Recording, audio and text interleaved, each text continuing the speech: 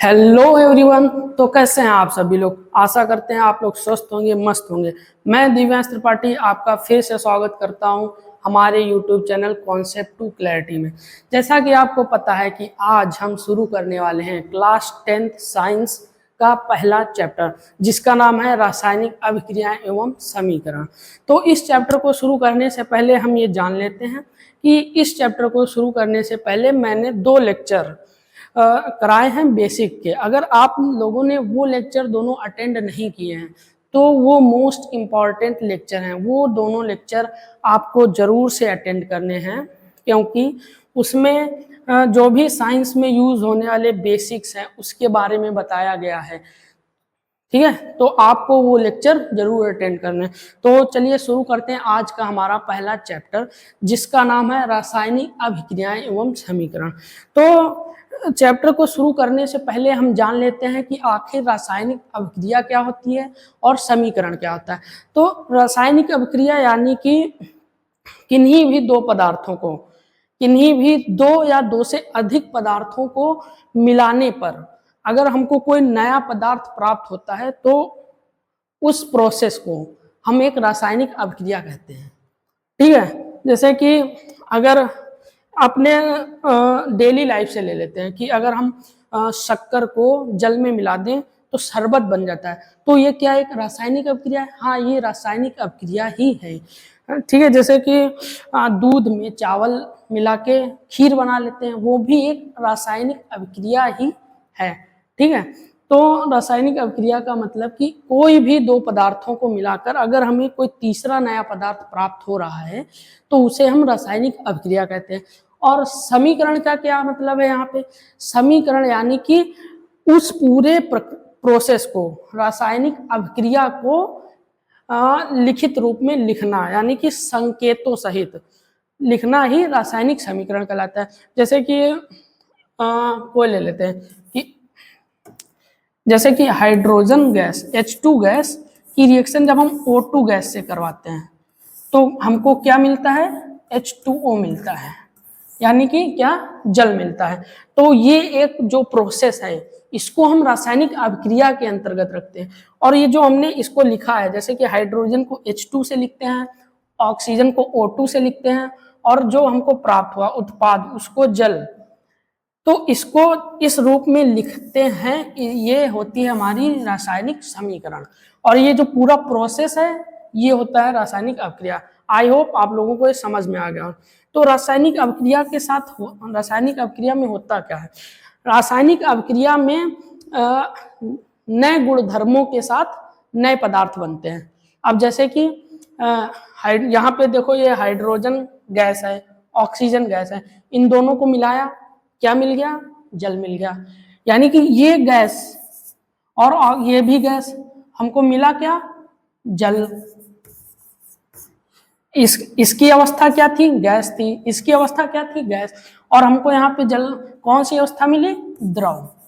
यानी कि रासायनिक अभिक्रिया के अंतर्गत मतलब पदार्थों की अवस्था में भी बदलाव होता है, ये हमने यहाँ पे समझ लिया। ठीक है, कि रासायनिक अभिक्रिया में पदार्थों को बदलाव होता है और रासायनिक अभिक्रिया के अंतर्गत रासायनिक गुण भी बदल जाते हैं। रासायनिक गुण का मतलब, हाइड्रोजन गैस है, ऑक्सीजन गैस है। ऑक्सीजन का क्या काम है? हम लोग इसको अंदर लेते हैं, मतलब जीवित रहने के लिए ऑक्सीजन गैस का महत्वपूर्ण योगदान है। और यहाँ पे क्या क्या हमको प्राप्त हुआ? जल। जल के रासायनिक गुण अलग हैं, इसको हम डेली लाइफ में पीने के लिए यूज करते हैं, यानी कि रासायनिक गुण बदल जाते हैं। ठीक है, तो इसको हम नोट डाउन कर लेते हैं कि रासायनिक अभिक्रिया के अंतर्गत अब आखिर होता क्या है।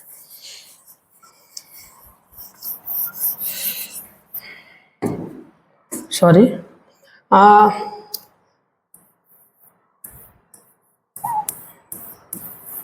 रासायनिक अभिक्रिया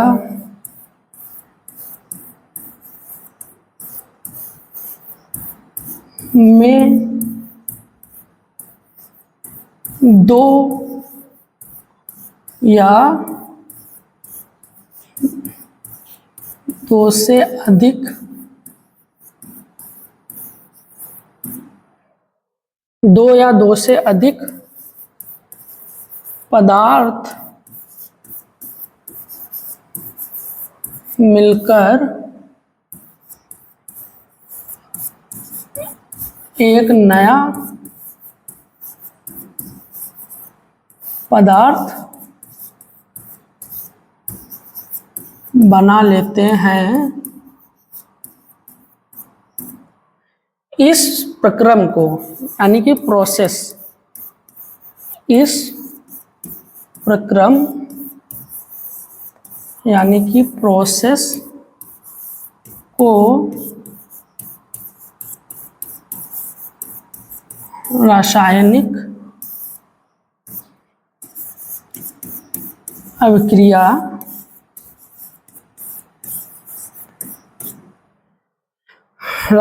अभिक्रिया कहते हैं। ठीक है, अब जो किताबों में लिखी हुई डेफिनेशन होती है वो लिख लेते हैं कि उसमें क्या लिखा होता है कि रासायनिक अभिक्रिया के अंतर्गत नए गुणधर्मों के साथ नए पदार्थ बनते हैं। यानी कि रासायनिक अभिक्रिया के पश्चात जो अभिकारक होते हैं उन जब वो आपस में मिलते हैं और जब रासायनिक अभिक्रिया हो गई होती है उसके बाद उसके गुणधर्म बदल जाते हैं। जैसा कि आपको बताया था कि H2 गैस है, O2 भी गैस है, जब इन दोनों को मिला देते हैं तो जल बन जाता है। H2O2 गैस का अलग कार्य होता है, जल का एक अलग कार्य होता है, यानी कि उसके रासायनिक गुणधर्म बदल जाते हैं। तो हम इसमें ये तो अलग से डेफिनेशन है, जो किताब में हुई लिखी हुई डेफिनेशन वो ये है कि रासायनिक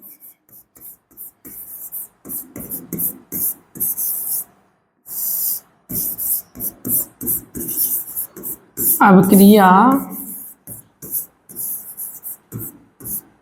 में नए गुणधर्मों, आप लोग साथ में नोट करते रहिएगा, नए गुणधर्मों के साथ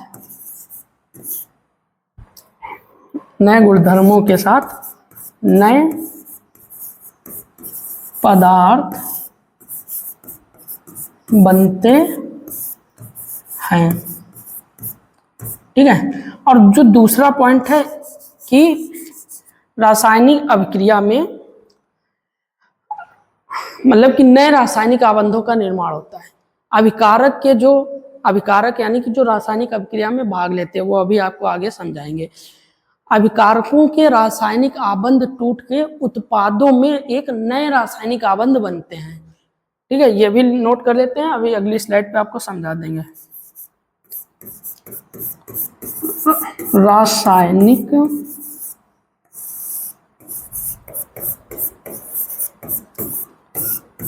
रासायनिक अभिक्रिया में अभिकारकों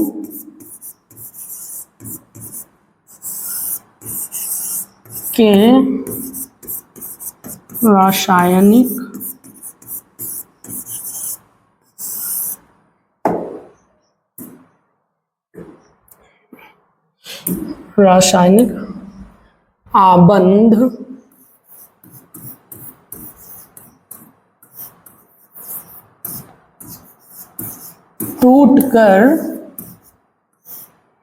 रासायनिक आबंध टूटकर उत्पादों में नए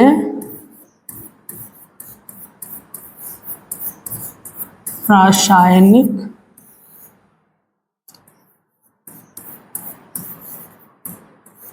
आबंध बनते हैं। ठीक है,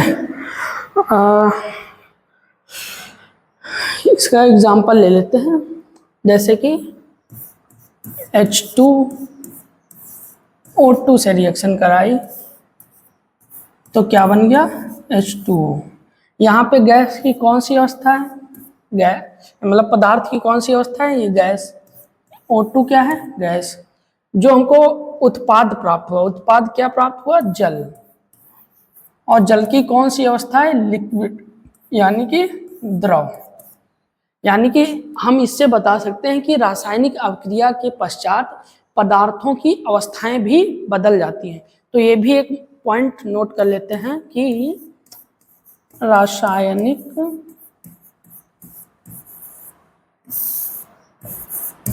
अभिक्रिया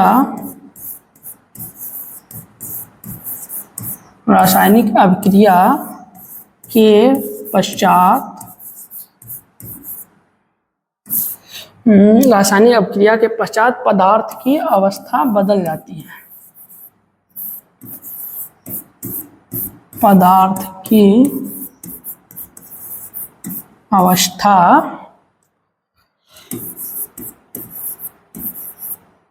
बदल जाती है। आई होप आप लोगों को ये समझ में आ गया होगा। अब मैं आपको बता देता हूं कि जैसे कि यही रिएक्शन फिर से लिख लेते हैं या फिर दूसरी लिख लेते हैं। जैसे कि कार्बन की रिएक्शन हमने कराई ऑक्सीजन से, तो हमको क्या मिला, CO2। अब आप लोग सोच रहे होंगे इनको क्या बोलते हैं, इनको क्या बोलते हैं और इनको क्या बोलते हैं। तो जो अभिक्रिया में भाग ले रहे हैं, अभिक्रिया में भाग लेने का मतलब कि अभिक्रिया शुरू होने से पहले जो तत्व मतलब कि एक साथ आए, जो तत्व अभिक्रिया शुरू होने से पहले कार्बन आया, ऑक्सीजन आया, अभिक्रिया होने के बाद तो हमको CO2 मिल गया ना। तो अभिक्रिया शुरू होने से पहले अब जो तत्व आते हैं उन्हें हम क्या बोलते हैं, अभिकारक। यानी कि इन दोनों को क्या बोलते हैं, अभिकारक। ठीक है, अभिकारक यानी कि अभिक्रिया में भाग लेने वाले तत्वों को हम तत्व नहीं मतलब पदार्थों को अभिकारक बोलते हैं। और अभिक्रिया के पश्चात क्या बन गया, CO2 बन गया, CO2 गैस बन गई। तो जो अभिक्रिया के पश्चात जो पदार्थ बनता है उसको हम क्या बोलते हैं, उत्पाद। अभिक्रिया के पश्चात बनने वाला पदार्थ उत्पाद, अभिक्रिया शुरू होने से पहले उसमें सम्मिलित होने वाले पदार्थ अभिकारक। ठीक है, आई होप आप लोगों को ये समझ में आ गया होगा। एक बार रिमाइंड कर लेते हैं। रासायनिक अभिक्रियाएं, रासायनिक अभिक्रिया में दो या दो से अधिक पदार्थ मिलकर एक नया पदार्थ बना लेते हैं। कोई भी दो पदार्थ, कोई भी यूनिवर्स के दो पदार्थ अगर आपस में मिलकर तीसरा नया पदार्थ बना रहे हैं तो उसको हम रासायनिक अभिक्रिया के अंतर्गत ही रखते हैं कि मतलब ऐसा कह सकते हैं कि इसमें कोई रासायनिक अभिक्रिया हुई है इसलिए एक तीसरा नया पदार्थ बना है। ठीक है, रासायनिक अभिक्रिया में नए गुणधर्मों के साथ नए पदार्थ बनते हैं। यानी कि नए गुणधर्मों के साथ नए पदार्थ का बनना, जैसे कि H2O2 वाला एग्जाम्पल दिया था वही। ठीक है, कार्बन O2 वाला एग्जाम्पल भी ले लो। कार्बन की रिएक्शन जब ऑक्सीजन से कराते तो हमको कार्बन डाइऑक्साइड मिल जाता है। कार्बन के अलग गुण हैं, ऑक्सीजन गैस के अलग गुण हैं, और जो हमको प्राप्त हुआ CO2 कार्बन डाइऑक्साइड गैस, इसके कुछ अलग गुण हैं। यानी कि रासायनिक अभिक्रिया में नए गुणधर्मों के साथ नए पदार्थ बनते हैं। ठीक है, अब अगला जो पॉइंट है उसमें लिखा हुआ है कि रासायनिक अभिक्रिया में अभिकारकों के रासायनिक आबंध टूटकर उत्पादों में नए रासायनिक आबंध बनते हैं। मतलब कि अभिकारक, ये अभिकारक थे, ये अभिकारक है, ठीक है, ये उत्पाद है। अभिकारकों के रासायनिक आबंध, जैसे कि हाइड्रोजन और हाइड्रोजन के बीच ये सिंगल बॉन्ड है। यह बॉन्ड आपने अभी शायद नहीं पढ़ा होगा, आगे पढ़ेंगे। ठीक है, तो और ऑक्सीजन, ऑक्सीजन के बीच सिंगल बॉन्ड है। यहाँ के आबंध टूटकर इधर क्या बना, जल, जल बना। जल को एक second, H2O, oxygen single bond hydrogen से जुड़ गया, इधर सिंगल बॉन्ड हाइड्रोजन से जुड़ गया। यहाँ पे जो रासायनिक आबंध थे इस प्रकार के थे, और जब अभिक्रिया हो गई, अभिक्रिया के पश्चात रासायनिक आबंध इस प्रकार के हैं। यानी कि रासायनिक अभिक्रिया के उपरांत या दौरान अभिकारकों के रासायनिक आबंध टूटकर उत्पादों में नए रासायनिक आबंध बनते हैं। ठीक है, अगला पॉइंट क्या है हमारा, रासायनिक अभिक्रिया के पश्चात पदार्थ की अवस्था बदल जाती है। अब पदार्थ की अवस्था कैसे बदल जाती है, इसी में ले लेते हैं, आइए ले लेते हैं। जैसे कि यहाँ पे गैस गैस, इधर क्या मिल गया, जल, यानी कि जल की कौन सी अवस्था है, द्रव। ठीक है, तो आई होप आपको रासायनिक अपक्रिया समझ में आई होगी। अब हम फर्दर आगे चलते हैं। अब हम आते हैं एनसीईआरटी, पहले ही चैप्टर के पहले पेज पे ये एक क्रियाकलाप दिया हुआ है। तो हम आइए इस क्रियाकलाप को समझते हैं। तो स्टार्टिंग से पढ़ते हैं कि सबसे पहले क्या लिखा हुआ है। सबसे पहले लिखा हुआ है कि सावधानी दी हुई है। सावधानी क्या लिखा हुआ है कि इस क्रियाकलाप में शिक्षक के सहयोग की आवश्यकता है। ठीक है, सुरक्षा के लिए छात्र आंखों पर चश्मा पहन ले तो उचित होगा। ये लाइन पे जरा हम गौर करेंगे कि सुरक्षा के लिए छात्र आंखों पे चश्मा पहन ले तो उचित होगा। ऐसा क्यों बोला है, अभी आगे समझेंगे। ठीक है, अगला पॉइंट क्या दिया हुआ है कि लगभग 3 से 4 सेंटीमीटर लंबे मैग्नीशियम रिबन को रेगमाल से रगड़कर साफ कर लीजिए। एक मैग्नीशियम का रिबन है, ठीक है, मैग्नीशियम का, जो 3 से 4 सेंटीमीटर का है। ठीक है, सही से थोड़ा बना लेते हैं। ये एक मैग्नीशियम का रिबन है जो 3 से 4 सेंटीमीटर का है। जैसा कि आपको इसमें दिख रहा होगा, ये एक मैग्नीशियम, ये जो है पीला, ये मैग्नीशियम का रिबन है। ठीक है, लिखा हुआ है लगभग 3 से 4 सेंटीमीटर लंबे मैग्नीशियम रिबन को रेगमाल से रगड़कर साफ कर लेते हैं। रेगमाल से रगड़कर साफ कर, रेगमाल आप लोग शायद जानते होंगे कि साफ करने के लिए एक आता है। ठीक है, ये लाइन इसमें ऐसा क्यों लिखा है, इसको अभी फर्दर आगे समझेंगे। ठीक है, फिर अगला स्टेप लिखा हुआ कि इसे चिमटे से पकड़कर, ये देखिए चिमटे से पकड़ा हुआ है, चिमटे से पकड़कर लैंप या बर्नर, ये आप देख रहे होंगे कि बर्नर है। ठीक है, बर्नर से इसका दहन करिए तथा इससे बनी राख को वॉच ग्लास में इकट्ठा कर लीजिए। ये गिलास है, ये यहाँ से हल्की हल्की राख गिर रही है, इसमें हम इकट्ठा कर लेते हैं। इकट्ठा कर लिए जैसे चित्र 1.1 में दिखाया गया है। क्या बोला है, मैग्नीशियम रिबन का दहन करते समय इसे अपनी आंखों से यथासंभव दूर रखिए। ऐसा क्यों बोला गया अभी आपको बताएंगे। और लिखा है कि इसमें आपने क्या प्रेक्षण किया, यानी कि आपने क्या ऑब्जर्वेशन किया, तो इसको समझते हैं। ठीक है, जैसा कि अरे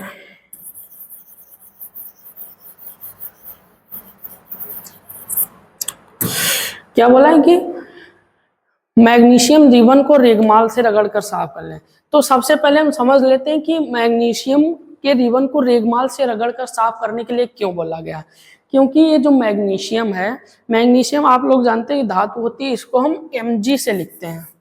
ठीक है, ये जो धातु होती है बहुत दिनों तक जब वायु में पड़ी रहती है, वायु में पड़ी रहती है, जब ये नमी के संपर्क में आती है तो इसके मैग्नीशियम धातु के ऊपर कार्बोनेट या ऑक्साइड की परत जम जाती है। कार्बोनेट CO3, कार्बोनेट या ऑक्साइड की परत जम जाती है। तो उस परत को हटाने के लिए, उस परत को हटाने के लिए हम रेगमाल से रगड़कर साफ करते हैं।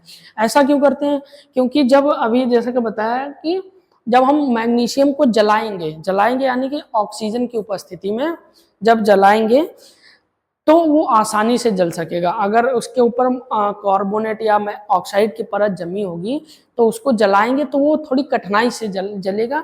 उसी कठिनाई को कम करने के लिए कि वो आसानी से जल सके, इसलिए हम उसको रेगमाल से रगड़कर साफ करते हैं। ठीक है, तो ये लिख लेते हैं क्योंकि ये इम्पोर्टेंट लाइन है, आपका क्वेश्चन भी बनेगा। क्या बोला है कि मैग्नीशियम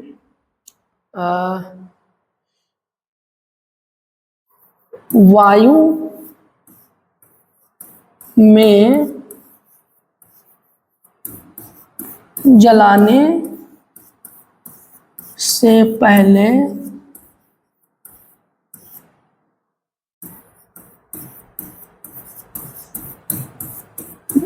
मैग्नीशियम को रेगमाल से क्यों रगड़कर साफ किया जाता है। इस तरीके का क्वेश्चन पूछ सकता है। तो हम इसका आंसर लिखेंगे कि वायु में जलाने, या फिर अगर लंबा हो जाएगा शॉर्ट में लिखते हैं, मैग्नीशियम धातु जब वायु या नमी बोल सकते हैं, नमी, वायु या नमी के संपर्क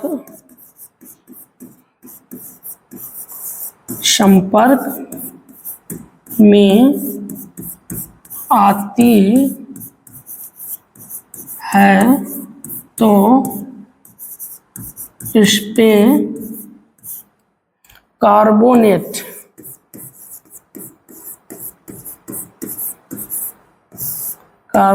या ऑक्साइड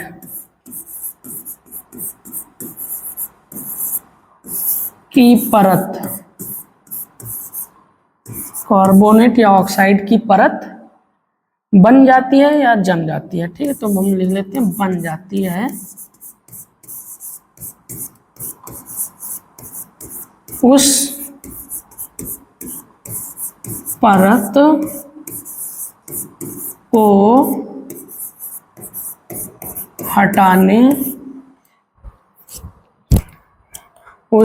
को हटाने के लिए हम इसे रेगमाल, आप लोग साथ में नोट करते रहिएगा और नोट्स अच्छे अच्छे बनाइएगा ताकि जब आप लोग बाद में रिवीजन करें तो आपको कोई समस्या ना हो। तो उस परत को हटाने के लिए, यहाँ से देखो छूट गया, परत को हटाने के लिए हम इसे रेगमाल से रगड़कर साफ करते हैं। क्यों करते हैं? ताकि ये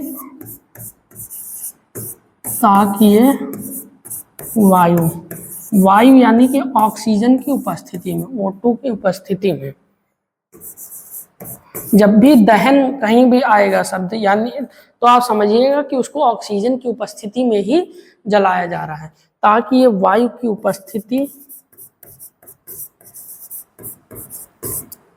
उपस्थिति में आसानी से जल सके। Okay, done. ठीक है, तो ये तो इस लाइन का मतलब हमने समझ लिया। ठीक है, अब हम फर्दर आगे बढ़ते हैं। ठीक है, इसने ऐसा क्यों बोला था कि रेगमाल से रगड़ के साफ कर लें ताकि कार्बोनेट और ऑक्साइड की परत हट जाए, जिससे हम इसको आसानी से जला सकें। अब जो इसमें रिएक्शन है वो अगले पेज पे लिखते हैं। ठीक है, मैग्नीशियम, तो मैग्नीशियम को हम कैसे लिखते हैं? Mg से लिखते हैं। आपको पिछली क्लास में याद कराया था। Mg धातु है, सॉलिड है, इसको हम ऑक्सीजन से रिएक्शन कराएंगे। कब ऑक्सीजन से रिएक्शन कराएंगे तो हमको मैग्नीशियम ऑक्साइड प्राप्त होगा। ठीक है, अब देखते हैं रिएक्शन बैलेंस है क्या। इधर ऑक्सीजन 2 है, इधर, तो अब ये बैलेंस्ड हो गया रिएक्शन। ठीक है, जो मैग्नीशियम ऑक्साइड हमको मिलता है ये एक सफेद चूर्ण होता है। क्या होता है? एक सफेद चूर्ण होता है। अब हम देखते हैं पीछे क्या क्या लिखा था। इसमें लिखा था ये वाली लाइन का मतलब समझते हैं कि सुरक्षा के लिए छात्र आंखों पर चश्मा पहन ले तो उचित होगा। ऐसा इसलिए बोला गया है कि जब हम मैग्नीशियम को वायु में दहन करते हैं, कहाँ? वायु में दहन करते हैं जब, तो इसमें से एक सफेद बहुत तेज रोशनी वाली लाइट निकलती है। जैसा कि आपने देखा होगा लोहार लोग जब बिल्डिंग करते हैं, जब सरिया जोड़ी जाती हैं, जब बिल्डिंग करते हैं, तब बहुत तेज एक सफेद लाइट निकलती है जो हमारी आंखों को चकाचौंध कर देती है। इसलिए इसीलिए इसमें बोला गया है कि सुरक्षा के लिए छात्र आंखों पर चश्मा पहन ले। चश्मा इसलिए पहनने को बोला गया है कि वो जो रोशनी निकलती है वो हमारी आंखों को प्रभावित ना कर दे, यानी कि हमारी आंखों को कोई नुकसान ना पहुंचा दे, इसलिए हम वो चश्मा पहनते हैं। ठीक है, तो अब जैसे कि इसमें दिखाया गया है कि ये मैग्नीशियम है, इसको हम जला रहे हैं यानी कि वायु में दहन कर रहे हैं। तो ये वॉच ग्लास है, इस पे मैग्नीशियम ऑक्साइड का चूर्ण गिर रहा है जो सफेद है। कैसा? सफेद है। ठीक है, रिएक्शन आप लोगों को समझ आ गई होगी। अब इसमें लास्ट लाइन में जैसा कि बोला है कि आपने क्या प्रेक्षण किया, तो हमने क्या प्रेक्षण किया कि लिख लेते हैं। प्रेक्षण यानी कि ऑब्जर्वेशन। हमने ये ऑब्जर्वेशन किया कि जब मैग्नीशियम को वायु की उपस्थिति यानी कि ऑक्सीजन में हम जलाते हैं तो एक सफेद श्वेत बहुत तेज एक रोशनी उत्पन्न होती है जो हमारी आंखों के लिए हानिकारक होती है। उससे बचने के लिए हमको काला चश्मा पहनना चाहिए और उसके पश्चात हमको मैग्नीशियम ऑक्साइड प्राप्त होता है जो सफेद रंग का होता है, सफेद चूर्ण के रूप में प्राप्त होता है। ठीक है, तो वही हमको लिखना है कि हमने इस क्रियाकलाप से क्या प्रेक्षण लिया। तो ये एक जो क्रियाकलाप है ये हमको एक रासायनिक अभिक्रिया समझने के लिए दिया गया था कि रासायनिक अभिक्रिया इस प्रकार से होती है। ठीक है, लिख लेते हैं कि प्रेक्षण हमने ये किया कि जब मैग्नीशियम यानी कि Mg को वायु यानी कि ऑक्सीजन की उपस्थिति में जलाया जाता है, की उपस्थिति में जलाया जाता है तो उससे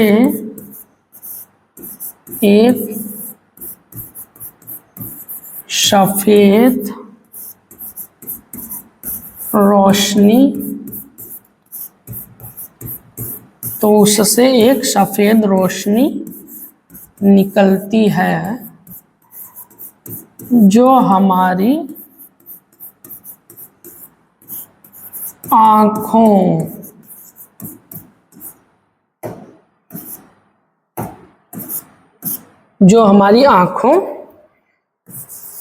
के लिए हानिकारक है।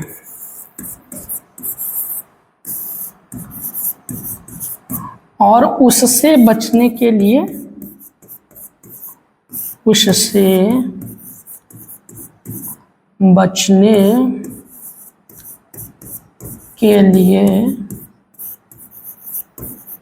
हमें काला चश्मा लगाना चाहिए। ये सारे ऑब्जर्वेशन हमने किए और अब लिख लेते हैं कि मैग्नीशियम और ऑक्सीजन की रिएक्शन के बाद हमको मैग्नीशियम ऑक्साइड का एक सफेद चूर्ण प्राप्त होता है। अंत में हमें मैग्नीशियम ऑक्साइड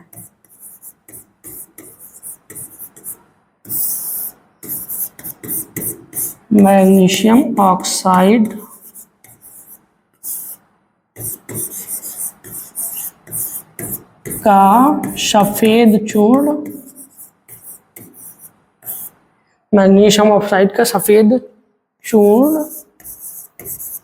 प्राप्त होता है।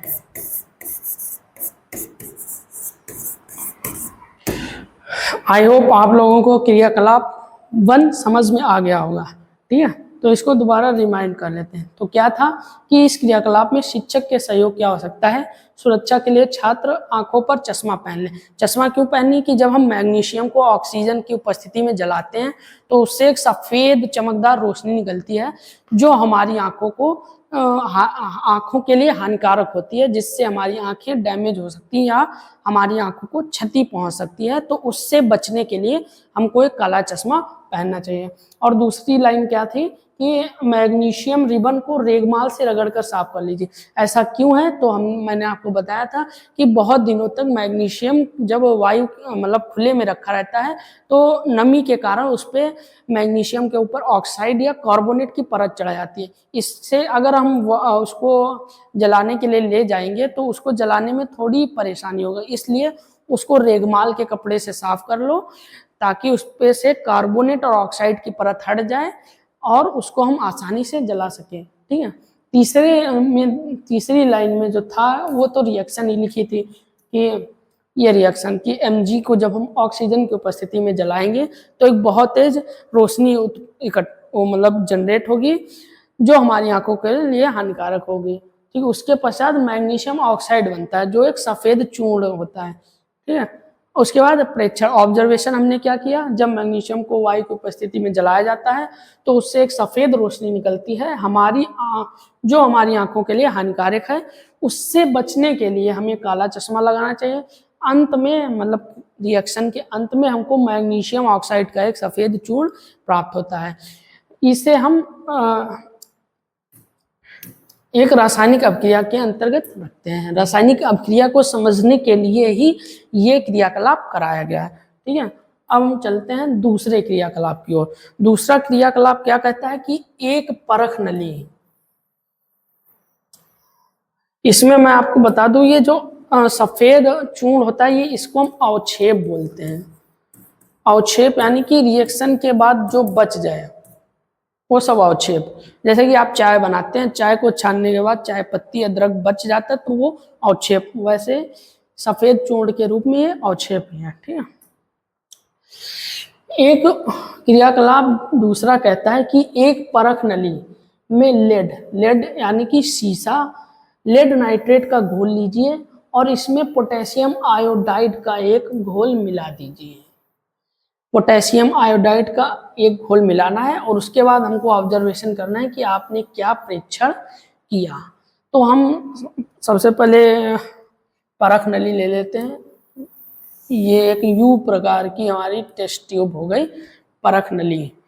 इसमें क्या बोला है कि लेड नाइट्रेट। अब दूसरी क्लास में मैंने आपको फॉर्मूला याद कराया था कि लेड नाइट्रेट का क्या होता है। इसी दिन के लिए आपको ये फॉर्मूला याद कराया था कि जब हम चैप्टर पढ़ें तो कोई दिक्कत ना हो। अगर अभी भी किसी बच्चे ने दूसरी और पहली क्लास नहीं की है तो वो जरूर कर ले। लेड नाइट्रेट का फॉर्मूला क्या होता है? लेड को हम लिखते हैं Pb से, आपको बताया था, और नाइट्रेट यानी कि NO3। अब यहाँ पे टॉइस लग जाएगा। ठीक है, इसमें हमने ले लिया लेड नाइट्रेट। ठीक है, लेड नाइट्रेट का विलयन। और दूसरी परख नली में क्या बोला है? पोटेशियम आयोडाइड लेना है। पोटेशियम को हम लिखते हैं K से और आयोडाइड का यानी कि I। तो इसमें पोटेशियम आयोडाइड का ले लिया। अब जो लेड नाइट्रेट और पोटेशियम आयोडाइड है ये दोनों रंगहीन है, यानी कि इनका कोई भी रंग नहीं है, ये दोनों रंगहीन है। जब हम इन दोनों को आपस में मिलाते हैं, जब आपस में मिलाते हैं तो हमको इनको आपस में मिला दिया। ठीक है, हाँ, जब आपस में मिला दिया तो हमको लेड आयोडाइड का एक पीला अवक्षेप प्राप्त होता है। क्या प्राप्त होता है? पीला अवक्षेप। लेड को हम लिखते हैं Pb से, आयोडाइड का मतलब I2। ठीक है, तो लेड आयोडाइड का एक पीला अवक्षेप प्राप्त होता है।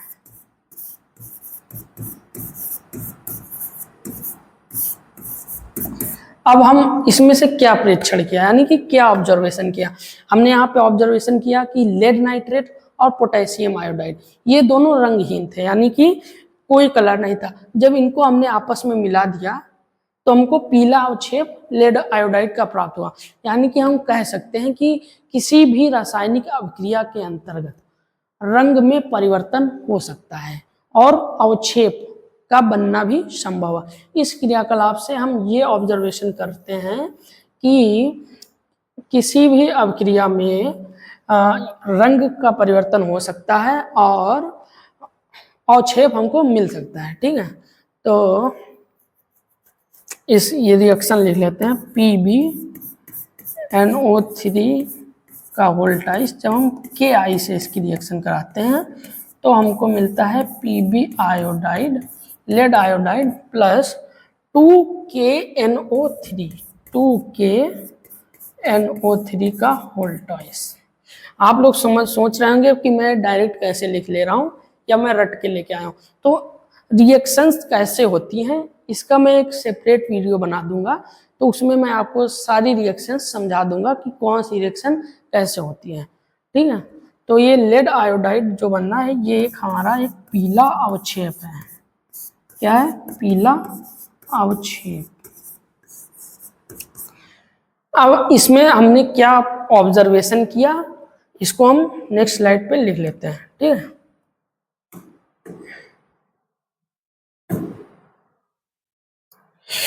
प्रेक्षण यानी कि ऑब्जर्वेशन। प्रेक्षण यानी कि ऑब्जर्वेशन लिख लेते हैं कि इस क्रियाकलाप से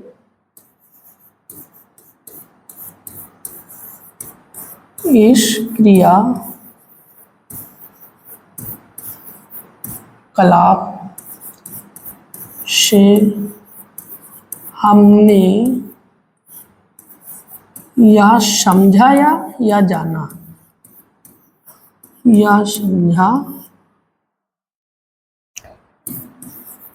कि रासायनिक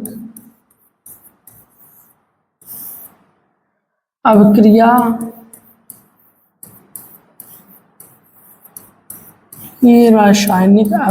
में रंग का परिवर्तन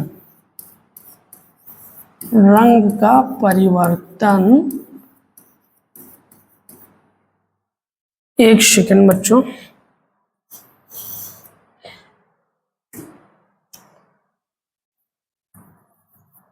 रंग का परिवर्तन संभव है। लिख लेते हैं जैसे कि हमने क्या क्या लिया था लेड नाइट्रेट और पोटेशियम आयोडाइड। जैसे कि लेड नाइट्रेट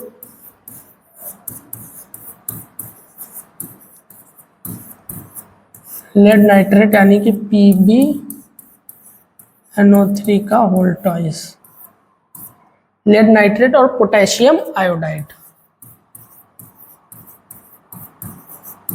पोटेशियम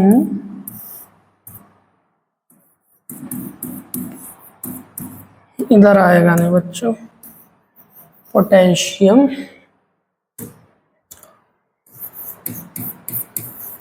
आयोडाइड। आप लोग साथ में नोट करते रहिए और साफ सुथरा नोट करिएगा जिससे कि आपको बाद में समझ आ जाए।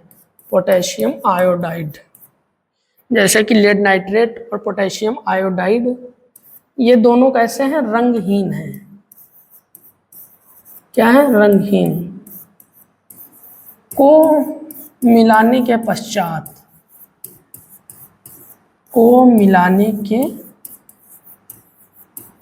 पश्चात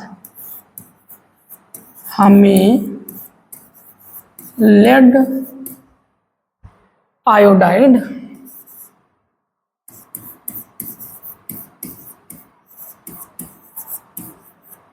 का पीला अवक्षेप प्राप्त वाह, ठीक है।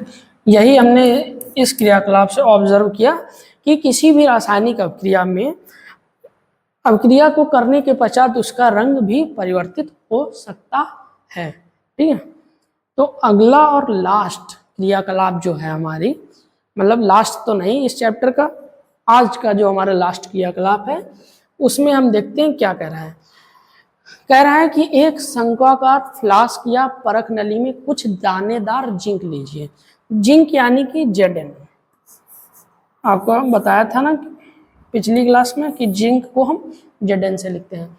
और दूसरा स्टेप जो है ये कह रहा है कि इसमें तनु H हाइड्रोक्लोरिक अम्ल मिलाइए। तनु हाइड्रोक्लोरिक अम्ल का मतलब होता है कि उसमें पानी मिला दिया जाए। अगर किसी भी अम्ल के आगे या किसी भी पदार्थ के आगे तनु लिखा हुआ है तो इसका मतलब है कि उसमें हमने जल मिला दिया। तो बोल रहा है कि तनु हाइड्रोक्लोरिक अम्ल, तो नीचे लिख देते हैं तनु, ठीक है। अम्ल मिला दीजिए। लिखा है कि सावधानी, अम्ल का इस्तेमाल सावधानी से कीजिए क्योंकि अम्ल जो होता है वो हमारे शरीर के लिए हानिकारक होता है।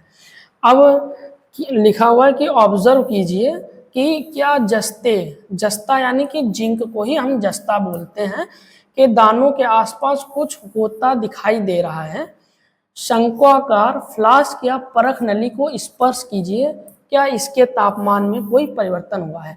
ये क्रियाकलाप दिया हुआ, ये आप लोग देख रहे होंगे कि एक शंक्वाकार फ्लास्क है, ठीक है। इसमें ये जो छोटे छोटे दाने पड़े हुए हैं, ये काहे के दाने हैं, ये हैं हमारे जिंक के दाने। और इसमें ये हमने मिला दिया तनु सल्फ्यूरिक अम्ल ले लो या हाइड्रोक्लोरिक अम्ल, कोई भी अम्ल ले सकते हो। तो उसके बाद अब इसमें बोल रहा है कि इसको स्पर्श करके पता कीजिए क्या इसके तापमान में परिवर्तन हुआ है।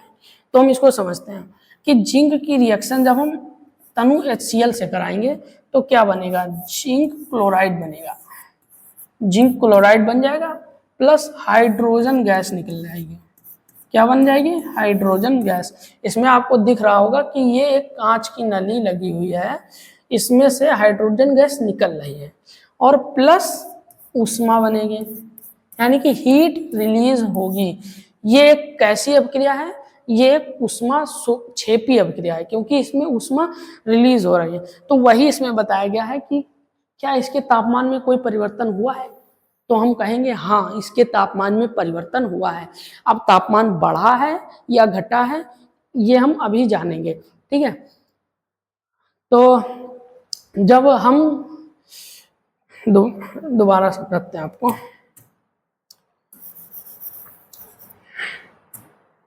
हमने आपको पिछले लेक्चर में धातुओं की सक्रियता श्रेणी याद कराई थी। उसमें जिंक जो है HCl हाइड्रोजन से ऊपर आता है, इसलिए यहाँ पे HCl में से जिंक जो है हाइड्रोजन को निकाल देगा और खुद हाइड्रोजन की जगह आ जाएगा। अब आप लोग सोच रहे हैं जिंक के साथ 2 क्लोरीन ही क्यों है, तो आपको मैं बता दूं कि जिंक के ऊपर जो होती है +2 ऑक्सीकरण अवस्था होती है और क्लोरीन पे माइनस होती है। तो इसको बैलेंस करने के लिए इसको +2 चाहिए, तो इसको बैलेंस करने के लिए -2 आना चाहिए, ठीक है। तो क्लोरीन पे -1 होती है, तो यहाँ पे हमने 2 क्लोरीन के अणु ले लिए। ये आपको हम मतलब कि अलग एक वीडियो बना के समझा देंगे कि ऐसा क्यों होता है हर जगह, ठीक है। अभी अगर समझाएंगे तो लेक्चर बहुत लंबा हो जाएगा। तो क्या था कि जिंक क्लोराइड बनता है और हाइड्रोजन गैस निकलती है प्लस हीट रिलीज होती है। तो अब हम इसका ऑब्जर्वेशन लिख लेते हैं। क्या लिख लेते हैं, ऑब्जर्वेशन। इसमें आपको दिख रहा होगा कि ये HCl है, या सल्फ्यूरिक अम्ल ले लो या HCl ले लो, इसमें जिंक है। जब ये आपस में रिएक्शन करेंगे तो गैस के बुलबुले उठते हैं, हाइड्रोजन गैस के। और ये कांच की नली इसलिए लगाई गई है कि ताकि ये हाइड्रोजन गैस आसानी से निकल सके। और जब ये गैस निकलती है यहाँ से, जब ये रिएक्शन होती है तो उसके साथ हल्की हल्की हीट भी रिलीज होती है। अगर हम इस फ्लास्क को छूने की कोशिश करेंगे तो हमको हल्का सा ये फ्लास्क गर्म नजर आएगा। ऐसा इसलिए होता है क्योंकि ये रिएक्शन एक ऊष्माक्षेपी अभिक्रिया है। ऊष्माक्षेपी अभिक्रिया यानी कि वे अभिक्रियाएं जिसमें ऊष्मा रिलीज होती है और एक होती है ऊष्माशोषी अपक्रियाएं। ऊष्माशोषी अपक्रियाएं वे अपक्रियाएं होती हैं जिनमें हमको ऊष्मा देनी होती है, यानी कि उनको जब तक हीट नहीं करेंगे वो अपक्रियाएं नहीं होंगी। वो हम फर्दर समझेंगे, अभी फिलहाल ये समझ लिया। अब इसका हम ऑब्जर्वेशन लिख लेते हैं। ऑब्जर्वेशन नेक्स्ट स्लाइड पे लिखते हैं कि ऑब्जर्वेशन प्रेक्षण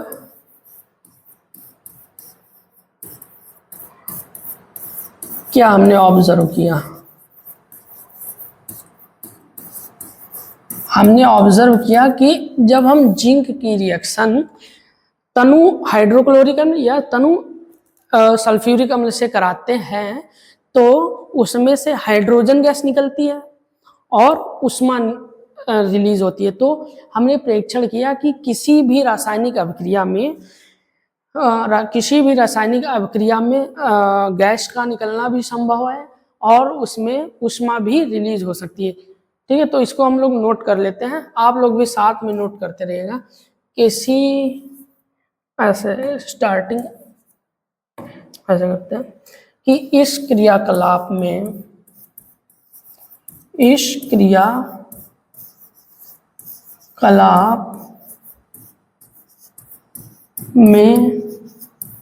हमने ये समझा कि किसी भी रासायनिक अभिक्रिया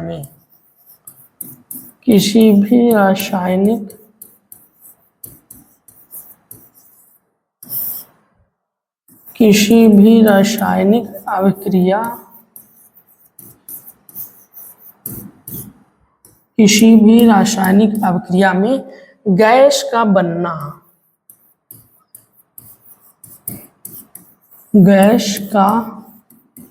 बनना जैसे कि यहाँ पे हाइड्रोजन गैस बनी, गैस का बनना और तापमान में परिवर्तन होना और तापमान में परिवर्तन होना संभव है।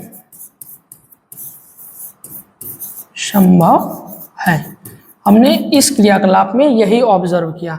अब दोबारा से इसकी रिएक्शन लिख लेते हैं कि जिंक की रिएक्शन HCl से करें अगर, तनु HCl यानी कि तनु का मतलब होता है कि इसमें हमने जल मिला लिया, तो क्या बनता है, जिंक क्लोराइड बनता है।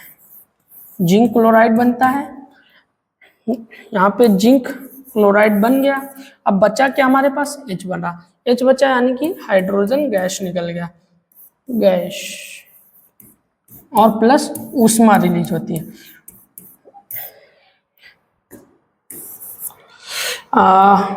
ऊष्मा रिलीज होती है, ये भी हम ये पॉइंट भी ऑब्जर्वेशन में लिख लेते हैं। इसको थोड़ा नीचे कर लेते हैं। तापमान में परिवर्तन संभव है क्योंकि अभिक्रिया के दौरान, देखो रटना कुछ नहीं है, सब आपको समझना पड़ेगा। ये आपको कहीं किसी भी बुक में लिखा हुआ नहीं मिलेगा क्योंकि इसको हमने रटा नहीं है, समझा है और अपने पास से लिखने की कोशिश कर रहे हैं। आपको भी ऐसे ही लिखना है क्योंकि अभिक्रिया के दौरान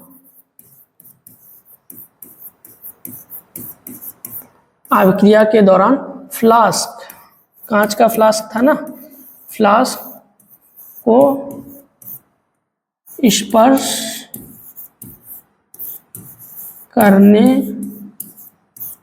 पर फ्लास्क गर्म महसूस हुआ,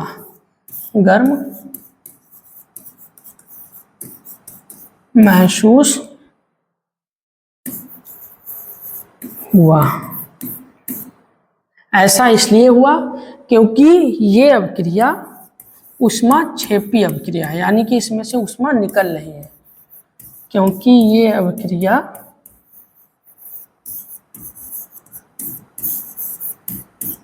ऊष्माक्षेपी